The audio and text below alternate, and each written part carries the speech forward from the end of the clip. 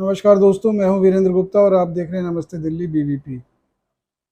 भोपाल में प्रधानमंत्री मोदी जी ने यूसीसी के समर्थन में एक बयान कह दिया कि पूरे देश में इस मुद्दे पर बवाल छिड़ चुका है। देखिए, अलग अलग पार्टी अलग अलग बयान दे रही है और ये भी मैं आपको सुनवाऊंगा।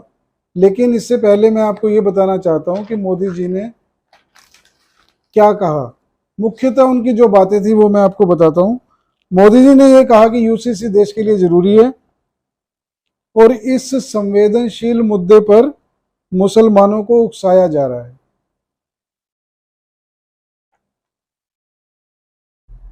इसमें उन्होंने कहा कि देखिए, देश में आम नागरिकों को यूसीसी के नाम पर भड़काया जा रहा है।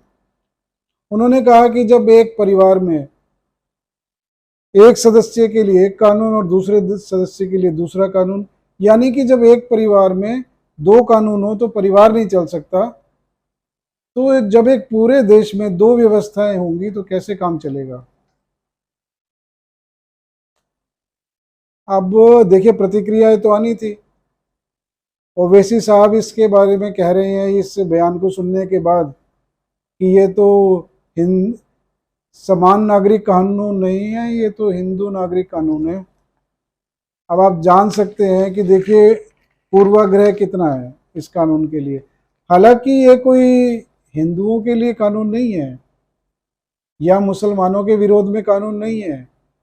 ये देश के समान नागरिकों के लिए समान रूप से लागू होने वाला कानून है। और इस देश में जो संविधान निर्माता थे हमारे, उन्होंने आज़ादी के बाद ही जब संविधान का निर्माण हुआ तो इसकी व्यवस्था कर ली थी। कुछ व्यक्तिगत कारणों की वजह से जो उस समय की जो सरकारें थी उन्होंने इसे लागू नहीं कराया। अब व्यक्तिगत कारण क्या थे इसकी डिटेल में तो मैं नहीं जाना चाहूँगा, लेकिन कुछ स्वार्थ उनके आड़े आ गए शायद, जो इस कानून को ठंडे बस्ते में डाल दिया गया। अब इसके बारे में देखिए अलग अलग पार्टियों ने अपनी राय दी है। इसमें आम आदमी पार्टी ने इसका समर्थन किया है, लेकिन वो भी नियम, टर्म्स एंड कंडीशन अप्लाई करके। जो आपके संगठन महासचिव हैं संदीप पाठक जी, उन्होंने एक टीवी चैनल की बातचीत में कहा कि आम आदमी पार्टी समान नागरिक संहिता का सैद्धांतिक समर्थन करती है। संदीप पाठक जो इनके आम आदमी पार्टी के महासचिव हैं, इसके बाद इन्होंने कहा कि आर्टिकल 44 जो संविधान का आर्टिकल 44 है, इसमें भी इसका प्रावधान है। लेकिन उनका ये मानना था, जैसे मैंने बताया ना टर्म्स और कंडीशन, उनका ये मानना था कि इस मुद्दे पर सभी धर्म और राजनीतिक दलों से बातचीत होनी चाहिए, सबकी सहमति के बाद ही इसे लागू करना चाहिए। चलिए, उसके बाद संदीप पाठक जी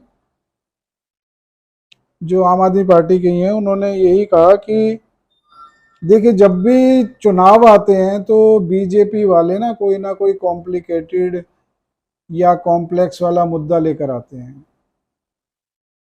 इसके बारे में मैं बता दूं दर्शकों को कि देखिए, ये कोई नया मुद्दा नहीं है या अचानक लाया हुआ मुद्दा नहीं है। जब बीजेपी, जो पुराना नाम जनसंघ हुआ करता था, उस समय से ही आप इनका अगर संकल्प पत्र पढ़ लेंगे तो आपको समझ आ जाएगा कि समान नागरिक कानून संहिता और धारा 370, ये तो इनके बहुत पुराने विषय हैं। राम मंदिर का निर्माण हुआ अचानक थोड़ी ना हुआ, ये तो जब से इनका संकल्प था, जब से पार्टी बनी है। दीपक का जब निशान हुआ करता था तब भी इनके यही मुद्दे थे। और जो इनका पेरेंट संगठन है आरएसएस, कभी आरएसएस की विचारधारा पढ़ लीजिए, किसी को कोई शक रहने वाला नहीं है उसमें। और जो इनके देखिए, इनके जो प्रेरणा पुरुष थे दीनदयाल उपाध्याय जी, कश्मीर में जब एक ट्रेन में उनकी संदिग्ध परिस्थितियों में मौत हुई तो उनका भी एक ही सिद्धांत था कि एक देश, एक निशान, एक विधान, एक संविधान। तो भाजपा के बारे में ये नहीं कहा जा सकता कि ये कोई अचानक से मुद्दा इन्होंने पैदा कर दिया इलेक्शन को सामने देखकर। जेडीयू के केसी त्यागी जी हैं, उनका भी बयान सुन लीजिए। उन्होंने कहा कि हम इसका विरोध नहीं करेंगे, मैं और नीतीश कुमार जी दोनों, लेकिन वही बात, सबको साथ मिलकर और सलाह मशवरा करके यूसीसी पर आगे बढ़ना चाहिए। उन्होंने भी यही कहा, चुनाव सामने देखकर मुद्दा उठा रहे हैं। अब बताइए कि सबको सबसे चर्चा कर कर, सबको मनाकर, सबकी बात मानकर उसके बाद लागू करना चाहिए। आपको लगता है कि अगर सबको बिठाकर एक राय हो सकती है कभी इस देश में? बताइए, 3400 पार्टियां हैं, छोटी बड़ी मझली, सब एक मुद्दे पर एक राय कभी हो ही नहीं सकती। ऐसा कुछ हो ही नहीं सकता। जो कांग्रेस के चिदम्बरम है, इनकी भी बात सुन लीजिए। इन्होंने कहा कि 2 कानून होने से घर नहीं चलता, तो दोहरी व्यवस्था से देश कैसे चलेगा? जो ये मोदी जी ने पाला अभी बयान दिया था, उसकी प्रतिक्रिया में इन्होंने क्या कहा, ये सुन लीजिए। चिदम्बरम जी ने कहते हैं कि परिवार खून के रिश्तों से बंधा होता है, जबकि राष्ट्र संविधान से चलता है। उन्होंने जिक्र किया कि संविधान लोगों के बीच विविधता और बहुलता को मान्यता देता है। आप देखिए, बड़े गूढ़ शब्द हैं, मुझे तो इनका अर्थ भी समझ में नहीं आ रहा। आपको समझ आ जाए तो समझ लीजिएगा।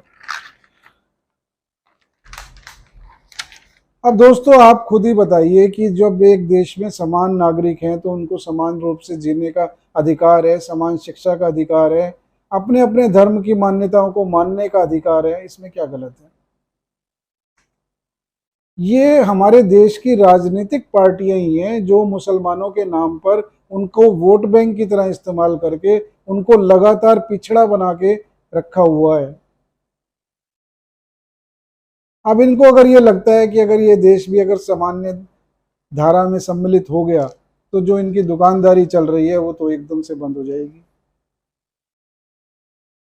और देखिए, मोदी जी ने एक मुद्दा भी उठाया था कि जो देश के पसमानदा मुसलमान हैं, जो पिछड़े हुए हैं लेकिन संस्कृति के साथ हैं, हमारे देश की जो संस्कृति है उससे उनका जुड़ाव है, तो उन्होंने भाजपा के कार्यकर्ताओं को आह्वान किया है कि आप उनके साथ पास जाइए, उनकी समस्याओं को सुनिए, उनकी समस्याओं को हल कीजिए। तो ये एक देश के प्रधानमंत्री का कर्तव्य है, ये कोई वोट बैंक की राजनीति मैं इसको नहीं मानता। और जो वो कर रहे हैं ठीक कर रहे हैं। इसमें बेमतलब का विरोध करना कि बीजेपी ला रही है इसलिए हो रहा है, मैं नहीं मानता कि ऐसा है। और अगर इतना अच्छा और जरूरी कानून था तो पहले की सरकारें आज़ादी के बाद क्यों नहीं लेकर आई इसे? ये तो, इसका जवाब तो उन्हें देना पड़ेगा ना। लेकिन अब चलिए, देर हो गई, लेकिन अब अगर ये कानून आ रहा है तो सभी देशवासियों को इसका समर्थन करना चाहिए। चलिए, आप अपनी राय दीजिए और बताइए कि क्या ये कानून देश के लिए जरूरी है या वोट बैंक, वोट पाने के लिए बीजेपी इसको मुद्दा बना रही है। चलिए, फिर मिलेंगे नए मुद्दे के साथ। नमस्कार।